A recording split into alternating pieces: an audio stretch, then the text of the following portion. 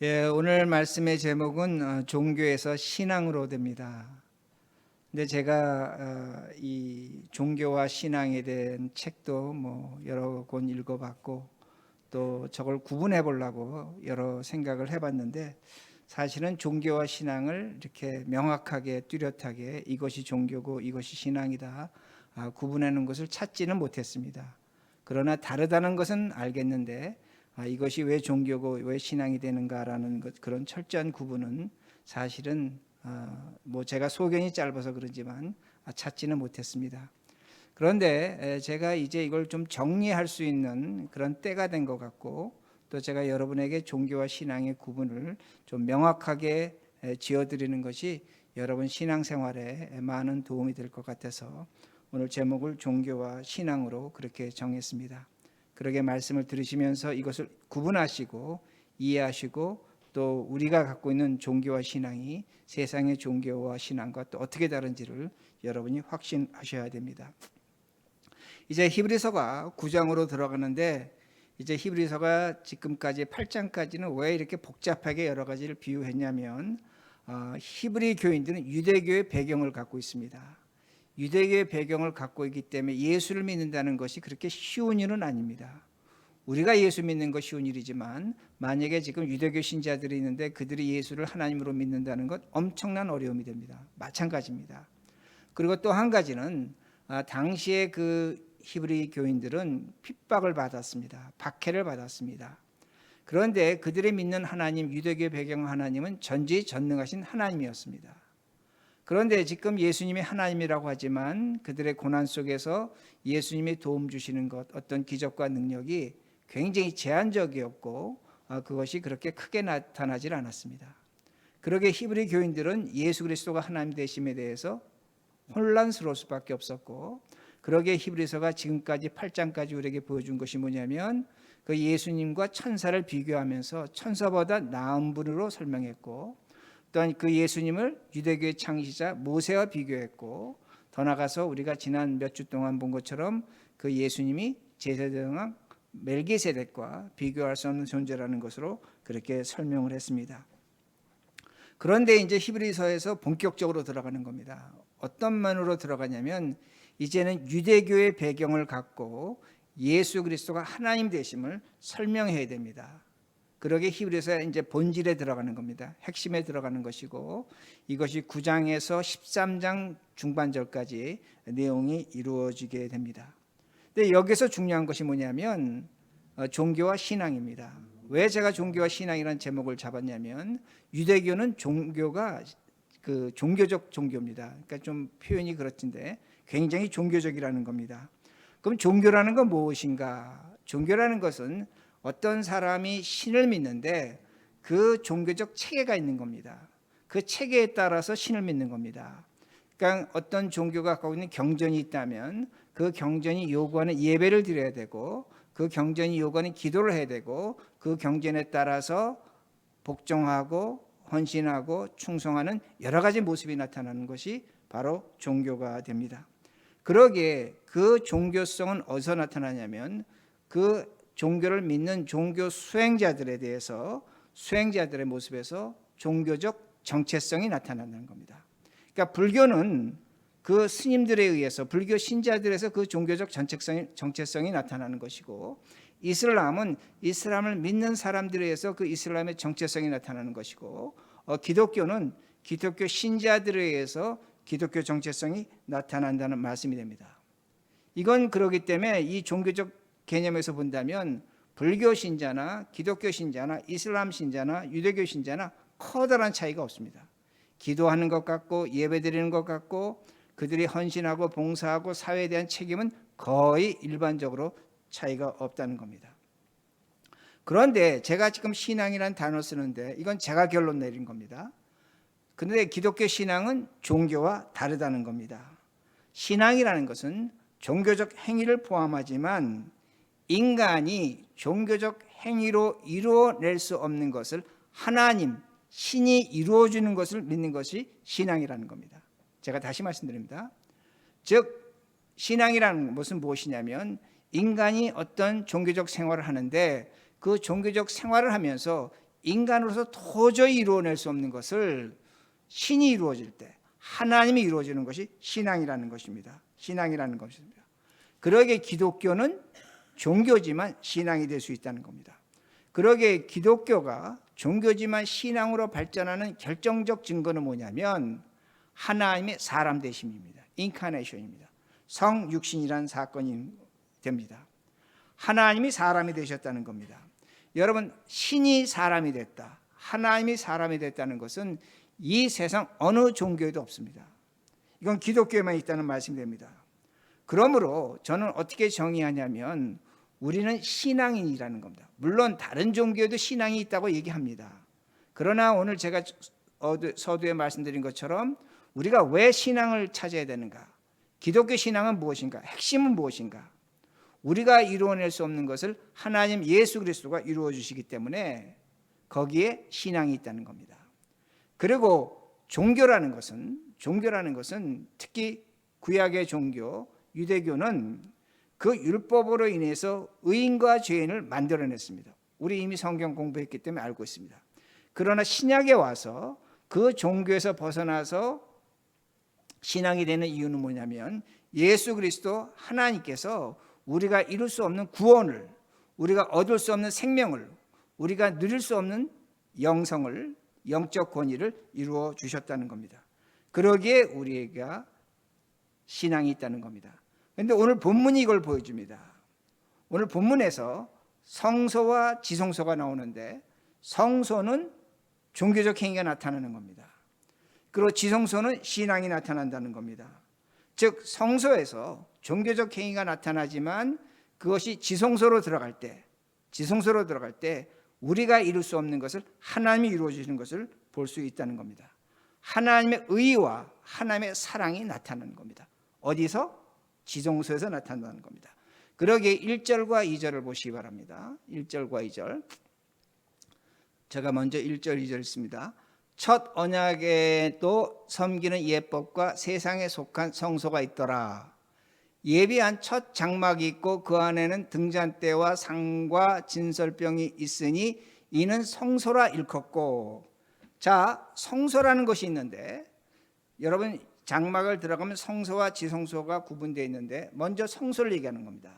성소에 들어가면 먼저 오른쪽에 뭐가 있냐면 떡상이 있습니다. 진설병이 있습니다. 그리고 왼쪽에는 메노라 7등대가 있는 촛대가 있고 그리고 정중앙에는 향단이 있다고 그렇게 말씀합니다. 근데 지금 1절과 2절을 통해서 분명히 가르쳐 주는 것이 뭐냐면 그 성소를 지키는 예법이 있다는 겁니다. 율법이 있다는 겁니다. 종교적 행위가 있다는 겁니다. 그 안에서는 종교적 행위로 그 떡상과 진설병과 향단을 예법대로 지켜야 된다고 그렇게 말씀하는 겁니다. 자, 그러면 제가 먼저 뭐라고 말씀드렸냐면 오른쪽에 떡상이 있다고 말씀드렸습니다. 진설병이 있다고 말씀드렸는데 그 진설병은 보면 6개의 떡을 2단으로 쌓였습니다. 그러니까 모두가 12개입니다. 이스라엘의 12지파를 나타냅니다. 이 말씀은 어떤 의미가 되냐면 우리가 하나님 앞에 영적 이스라엘입니다. 영적 12지파라는 겁니다. 우리가 지금 하나님 앞에 떡으로 있다는 것을 분명히 알 수가 있습니다. 그런데 이 떡은 안식일마다 바꿉니다. 일주일에 한 번씩 바꾸는데 탈무드에 보면 이 떡이 단 한 번도 상한 적이 없다고 합니다. 물론 상할 수 없는 이유는 뭐냐면 무교병입니다. 무교병이기 때문에 상하진 않습니다. 그런데 이 떡을 누가 먹냐면 일주일에 한 번씩 떡을 바꾸고 그 떡을 제사장들이 먹습니다. 다른 사람들은 못 먹습니다. 그런데 베드로전서 2장 9절에 뭐라고 말씀하냐면 우리는 영적 대제사장입니다. 그러니까 우리가 뭘 알 수 있냐면 여기서 어떤 종교적 행위가 나타나냐면 여러분들이 일주일마다 한 번씩 와서 예배를 드립니다. 예배를 드린다는 것은 뭐냐면 하나님 앞에 영광과 찬송이 되지만 동시에 말씀이 읽혀지고 말씀이 들려지는 겁니다. 말씀의 떡을 먹는다는 겁니다. 즉 종교적 행위가 있다는 겁니다. 그러니까 일주일마다 한 번씩 와서 예배를 드리고 그 예배를 통해서 말씀을 듣고 그 예배를 통해서 우리가 누구인지를 확인하는 종교적 의식이 있다는 겁니다. 그러게 십계명은 우리에게 뭐라고 요구하냐면 안식일을 거룩하게 지키라고 말씀하고 있습니다. 근데 제가 좀 전에 뭐라고 말씀드렸냐면 떡은 누룩 없는 무교병이라는 겁니다. 누룩은 죄와 부패의 원이라는 겁니다. 그러니까 항상 우리가 예배를, 왜 안식일이 중요하냐? 교회에 와서 누룩 없는 떡, 하나님의 말씀을 먹음으로 말미암아 우리의 생명이, 우리의 삶이 건강해져야 된다는 겁니다. 이건 종교적 행위입니다. 예배를 드린다는 것은 종교적 행위입니다. 그러나 중요하다는 겁니다. 또 하나는 그 성소에 들어가면 왼쪽에 뭐가 있냐면 7 촛대가 있습니다. 메노라가 있습니다. 등대가 있다는 겁니다. 이 등대불은 저녁에 불을 밝히 위해서 아침까지 켜둡니다. 자, 왜 켜두는가? 어두운 데를 밝히라는 겁니다. 어둠을 밝히라는 겁니다. 요한복음 8장 12절을 보면 예수님은 나는 세상의 빛이고 생명의 빛이라고 말씀합니다. 예수님 자체가 빛이라는 겁니다. 그러기에 바울은 데살로니가전서 5장 5절에 우리를 빛의 아들이라고 합니다. 우린 빛의 사람이라는 겁니다. 그러니까 이 말씀은 어떤 의미가 되냐면, 이 메노라가 있다는 것은, 빛이 있다는 것은 우리가 하나님 말씀으로, 하나님의 계명으로 우리가 세상에 나가서 윤리적이고 도덕적인 삶을 살아야 된다는 겁니다. 다시 말씀드린다면 우리 말씀을 갖고 있기 때문에 그 말씀으로 하나님의 빛을 나타내는 겁니다. 세상 사람들이 우리를 볼 때 저 사람은 예수 믿는 사람이라는 걸 어떻게 알 수 있느냐? 하나님 말씀 계명으로 살 때 나타난다는 겁니다. 다시 말씀드린다면 우리에게 종교적 행위가 필요하다는 겁니다. 어떤 종교적 행위가 필요하냐면, 말씀이 지키기 힘들고 어렵지만 그 말씀대로 살려고 최대한대로 노력하라는 겁니다. 거짓말하지 말아야 됩니다. 탐내지 말아야 됩니다. 삶에 대한 최선의 그 어떤 정직한 자세를 유지해야 된다는 겁니다. 그런 말씀이, 계명이 우리에게 주어지는데 이것이 또한 종교적이라는 겁니다. 이 종교성이 나타나야 된다는 겁니다. 그리고 그 성소 한가운데는 향단이 있다고 말씀드렸습니다. 향단은 향을 태우는 겁니다. 근데 이 향단은 24시간 태웁니다. 하루 종일 태웁니다. 꺼지지 않습니다. 자, 그럼 이 향단은 성경이 우리에게 가르쳐 주는데 요한계시록에서 기도의 단이라고 말씀합니다. 기도라는 겁니다. 여러분, 기도라는 것은 모든 종교의 핵심이고 근본입니다. 기독교도 기도합니다. 불교 신자도 기도합니다. 이슬람도 기도합니다. 모든 종교에 기도가 있다는 겁니다. 그런데 우리에게도 기도가 있다는 겁니다. 근데 우리의 기도는 뭐냐? 하나님에 대한 우리의 신앙의 고백입니다. 내 삶을 어떻게 살았고 내가 어떻게 살 것이고 하나님께서 우리를 어떻게 인도해 줄 것을 분명히 믿는 겁니다. 기도가 있다는 겁니다. 이건 종교적인 겁니다. 그리고 이 향은 악취를 제거합니다. 그 향을 피우는 이유는 악취를 제거하는 겁니다.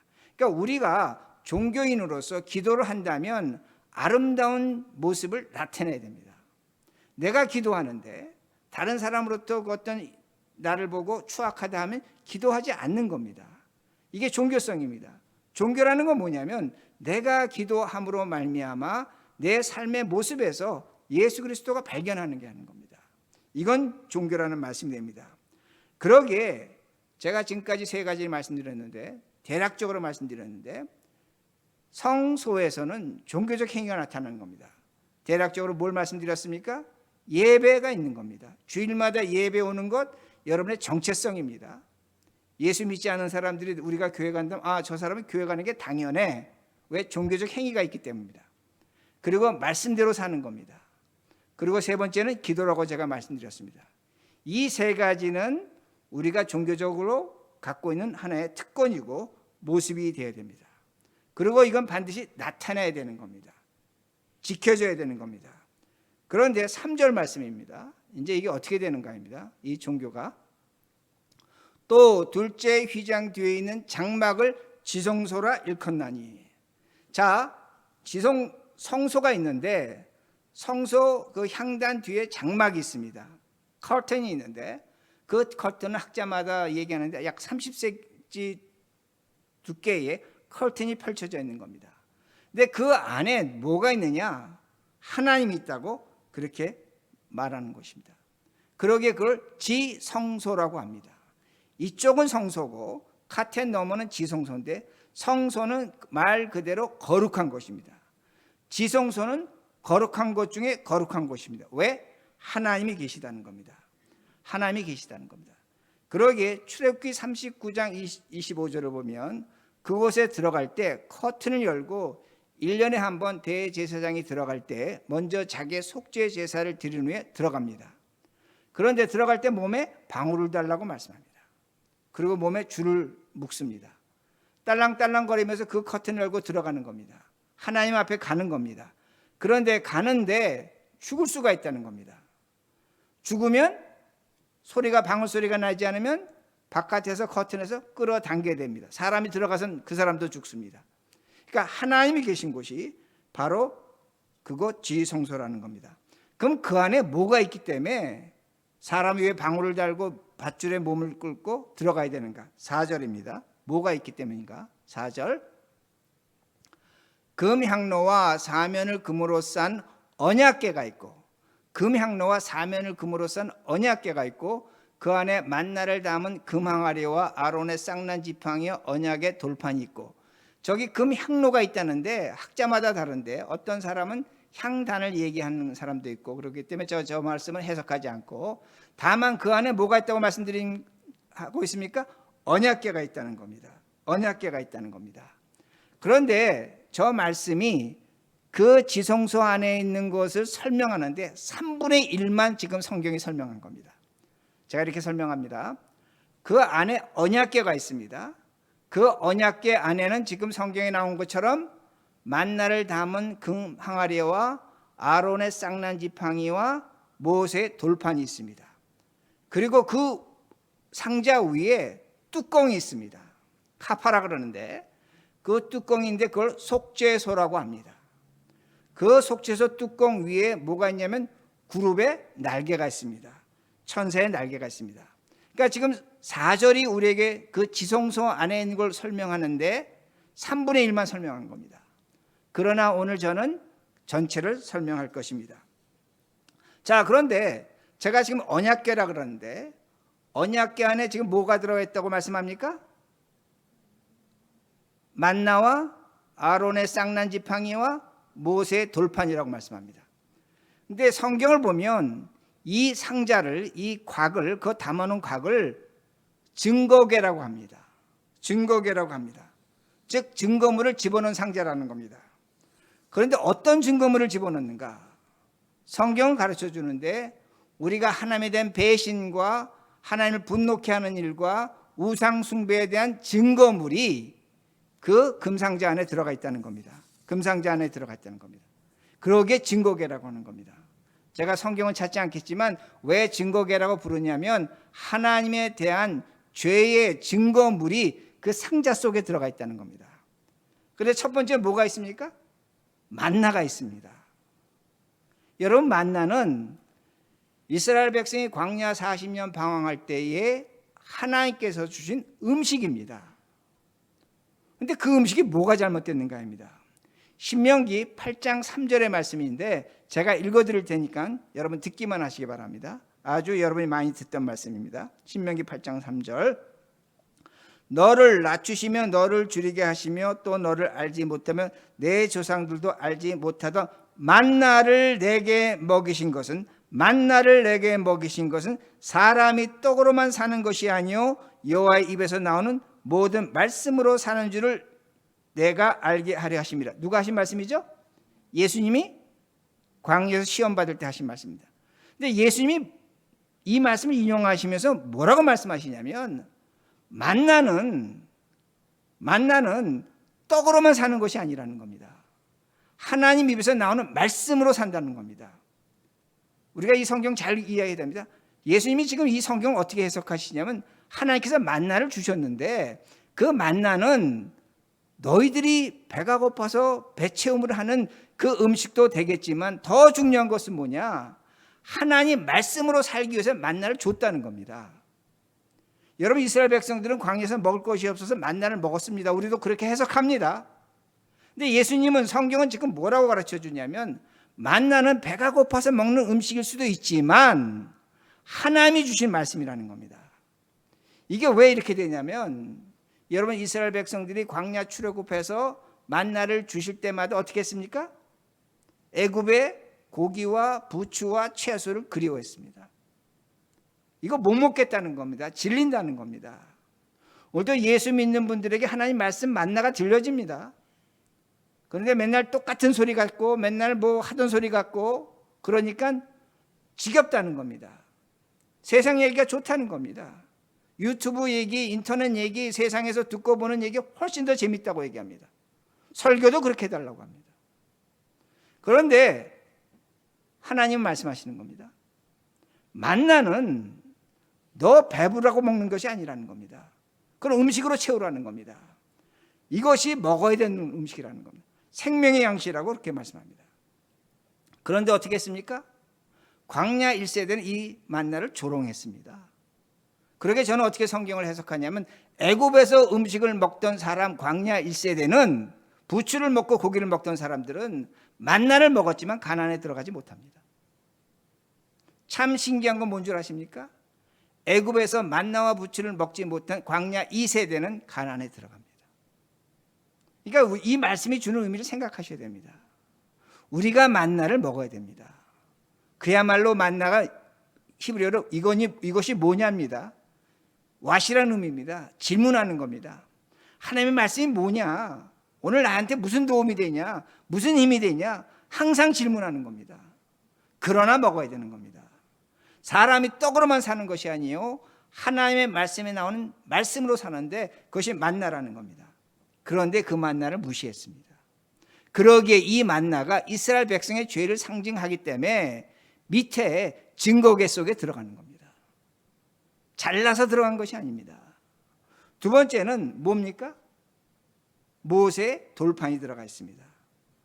여러분, 모세 돌판 우리가 잘 아시지만 하나님께서 처음에 모세에게 돌판을 주셨죠. 십계명을 주셨죠. 근데 그 돌판을 갖고 모세가 내려오는데 백성들이 어떻게 했습니까?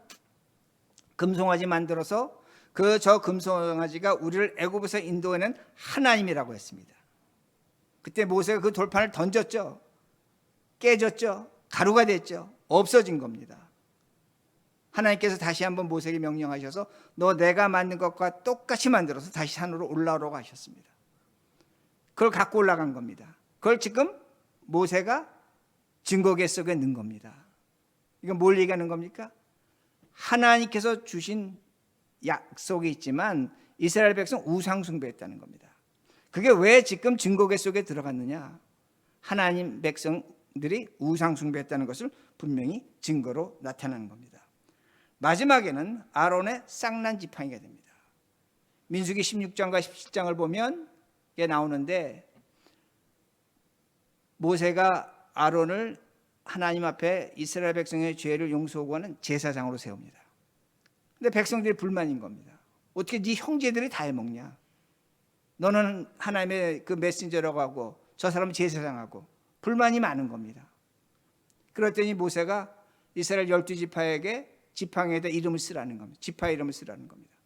그리고 지팡이 12개를 하나님 언약궤 앞에 두었습니다.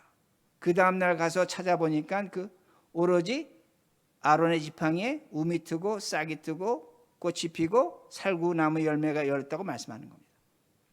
이스라엘의 제사장이 된 겁니다. 그런데 신명기 17장 10절에 이렇게 말씀합니다. 하나님께서 모세에게 패역한 자에 대한 표징이 되게 언약궤에 집어넣으라는 겁니다. 자, 하나님께서 아론을 제사장 세운 것을 믿지 못한 패역한 자들의 표징이 되게 이것을 증거궤에 집어넣으라는 겁니다. 자, 그러면 하나님의 언약궤가 지금 지성소 안에 있는데 그 증거궤에는 뭐가 들어갔다고 말씀드렸습니까? 만나와 돌판과 그리고 아론의 쌍난 지팡이입니다. 이건 셋 다 뭘 얘기하느냐면 하나님께서 우리를 사랑하시고 지키시기 위해 준 것인데 우리는 그걸 배신한 겁니다. 배신의 증거라는 겁니다. 자, 이 말씀 뭐냐면 우리가 성소에서 기도합니다. 예배합니다. 찬송합니다. 봉사합니다. 모든 것 다 합니다. 그런데 우리가 하나님 앞에 서는 순간에는 우리가 죄인일 수밖에 없다는 겁니다. 지금 만나통에 들어간 것과 성소에서 우리가 하는 것이 커다란 차이가 없습니다. 그런데 왜 우리가 죄인이 될 수밖에 없는가? 하나님의 계명을 지키지 못하는 자라는 겁니다. 그러기에 우리는 죄인이라는 겁니다. 자, 그러면 하나님께서 그걸 통에 담아두셨는데, 그 증거기에 담아두셨는데 그 뚜껑을 덮습니다. 그게 못 나오도록 누른다는 겁니다. 히브리어로 카파라라는 단어인데 누른다는 의미입니다. 그걸 속죄소라고 합니다. 즉 어떤 죄를 통 속에 담아두고 뚜껑을 덮어버린 겁니다. 이건 누가 하시는 거? 속죄는 하나님만이 하시는 겁니다. 그러니까 속죄소가 있는데 속죄는 우리의 죄를 용서한다는 그런 의미가 있습니다. 그러게 5절 말씀, 오늘 본문 5절 말씀이 이렇게 나옵니다. 5절 말씀. 그 위에 속죄소를 덮는 영광의 그룹들이 있으니 이것들에 관해는 이제 낱낱이 말할 수 없느라. 그 위라는 걸 뭘 얘기하는 겁니까? 증거계 위입니다. 언약궤가 있는데 언약궤 전체는 언약궤지만 증거계 위에 속죄소가 있는데 그 속죄소는 mercy라고 영어 성경 보면 번역했습니다. 하나님의 은혜와 자비가 나타나는 곳입니다. 이것이 mercy입니다. 자, 그리고 이스라엘 백성이 1년에 한 번 그 백성의 죄를 용서받을 때 제사장이 밖에 나가서 소 한 마리를 죽입니다. 그 피를 뭉쳐 갖고 옵니다. 그 피를 들고 와서 성소를 지나서 지성소에 들어와서 그 피를 속죄소에 바릅니다. 그리고 속죄소 앞에 뿌린다고 성경은 기록하고 있습니다. 그러기에 속죄소를 성경에서 다른 말로 뭐라고 기록했냐면 시은좌입니다. 시은좌. 하나님께서 은혜를 주시는 곳이라는 겁니다. 여러분 얼마나 신비합니까? 죄가 덮여 있고 그 뚜껑을 만들어냈고 그 뚜껑은 뭐냐면 하나님께서 우리의 죄를 용서하신다는 겁니다. 그럼 용서는 누가 하시는가? 하나님만이 하시는 겁니다. 근데 하나님이 우리를 용서할 수 있습니까? 하나님이 우리를 용서하고 싶어도 용서하지 못합니다. 왜 용서하지 못하냐면 하나님은 우리의 죄를 대신할 수 없습니다. 그러기에 우리의 죄를 대신할 수 있는 사람이 있어야 됩니다. 근데 그 사람은 죄가 없어야 됩니다. 그 사람이 누굽니까? 예수 그리스도라는 겁니다. 그러기에 예수 그리스도는 하나님을 대신해서 우리의 죄를 용서하십니다. 동시에 예수님은 우리를 대신해서 우리의 죄를 대신해서 십자가에서 죽으신다는 겁니다. 그러므로 하나님은 우리의 죄를 용서하셔야만 되는 겁니다. 용서해야 되는 것이 아니라 용서하셔야만 되는 겁니다. 누구를 통해서? 예수님이라는 겁니다.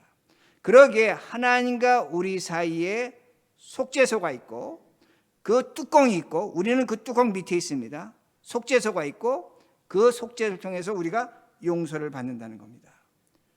그러게 다시 제가 말씀드린다면 예수님이 십자가에 죽으심으로 우리의 죄가 용서됐고 예수님이 십자가에 죽고 부활하심으로 우리는 하나님의 자녀가 됐습니다. 그럼 하나님의 자녀가 된 가장 큰 특권은 뭔가입니다. 병이 낫고 잘 되고 뭐 행복하고 성공하는 것 아닙니다. 하나님의 자녀가 된 가장 큰 특권 딱 한 가지입니다. 하나님의 말씀을 듣는 겁니다. 여러분 집에 자녀가 있죠? 여러분의 자녀가 누구의 말을 듣습니까? 부모의 말을 듣는 것과 똑같습니다. 그러니까 우리가 하나님의 자녀가 됐다는 것은 하나님의 말씀을 듣는 겁니다. 그러면 제가 지금까지 제일 밑에 뭐가 있다고 그랬죠? 증거궤가 있고 속죄소가 있다고 그랬죠. 근데 성경은 속죄소 위에 뭐가 있다고 말씀합니까? 지금 영광의 그룹이 있다고 말씀하는 겁니다. 그룹이 있는데 천사의 날개가 있는 겁니다. 천사의 날개가 양옆으로 펼쳐져 있습니다. 자, 그러면 왜 그런가입니다. 왜 그런가입니다. 에스겔서 10장 5절을 보면 그룹들의 날개의 소리는 전능하신 하나님이 말씀하시는 곳이라고 합니다. 그룹들의 날개, 그 언약궤 날개가 있는데 천사의 날개는 그 날개 사이에서 하나님께서 말씀하신다는 겁니다. 민수기 7장 89절을 보면 모세가 하나님의 음성을 들었는데 그 언약궤 그룹 사이에서 하나님께서 말씀하시는 걸 들었다고 성경은 기록하고 있습니다. 그러니까 지금 성경이 가르쳐 주는 게 뭐냐면 하나님의 자녀, 죄 용서받은 사람의 특징은 뭐냐? 가장 대표적인 것은 뭐냐? 하나님의 음성을 듣는다는 겁니다. 하나님의 음성을 내가 듣는다는 것은 오늘 내가 죄 없는 자가 됐다는 겁니다. 그러게 제가 오늘 말씀드린 것이 뭐냐면 성서와 지성소의 구분이 나타난다는 겁니다. 성서는 종교적으로 예배드리는 것입니다. 기도하는 겁니다. 율법에 따라 사는 겁니다.